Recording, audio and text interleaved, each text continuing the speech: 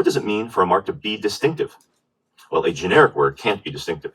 The thing you use as a mark must be capable of distinguishing you from others who sell the same product. Some words will be totally non-distinctive, while other words will be very distinctive. But most of the marks fall on a spectrum.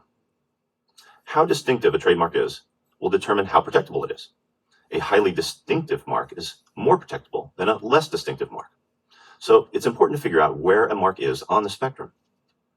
I have a way of visually demonstrating what I mean by a spectrum of protectability from weak to strong. Based on this graphic, you can see that a word that is used to identify a product or service is generic and unprotectable. Diamond would be generic for diamonds, but it would be suggestive for glass cleaner and arbitrary for an apparel brand. Generic words are not protectable ever. Other words are not generic, but might describe the product or service. Descriptive words are not very distinctive, but if they're used over time, they can become distinctive. Descriptive words are not protectable in the beginning. You can certainly call your company something descriptive, but you just won't be able to protect it unless it eventually becomes distinctive of you. For example, the term American Airlines might be said to be descriptive of an airline in America, but we all know that it refers to the brand name of one particular airline. It is now distinctive of American Airlines. Thus, we generally do not give protection to descriptive marks in the beginning.